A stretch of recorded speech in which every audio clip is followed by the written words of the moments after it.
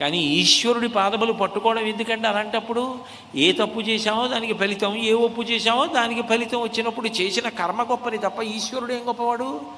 ఉత్తరం పట్టుకొచ్చినట్టే ఆయన కూడా మనం ఏ కర్మ చేస్తే దానికి ఫలితం ఇస్తాడు, అంతే కదా. అంటే అరుణాచలం భగవాన్ రమణులు అంటారు, కర్మత జడం, కర్మ కాదు. ఈశ్వరుడు అనుగ్రహించాడు అనుకోండి, ఈ జన్మలో బుద్ధి తెచ్చుకొని నేను భక్తితో బ్రతికితే ఆ చేసిన పాపకర్మ వలన వస్తున్నటువంటి తీవ్రమైనటువంటి ఫలితాన్ని బాగా తగ్గించేసి తక్కువగా చెయ్యగలడు. ఆపదామపహర్తారం దాతారం సర్వసంపదాం లోకాభిరామం శ్రీరామం భూయో భూయో నమామ్యహం. వచ్చే ఆపదని తీసేసి దాని స్థానంలో సంపదని ఇవ్వగలిగిన వాడు భగవంతుడు. నమ శివాభ్యాం అశుభాపహాభ్యాం. రావలసిన అశుభాన్ని తీసేసి శుభాన్ని అనుగ్రహించగలిగిన వాడు భగవంతుడు. అందుకని చేసిన కర్మకి ఫలితం నేను భరించలేనంతగా రాకుండా తగ్గించగలిగిన శక్తి కూడా ఈశ్వరుడికి ఉంది. అందుకని ఈశ్వర భక్తి గొప్పది.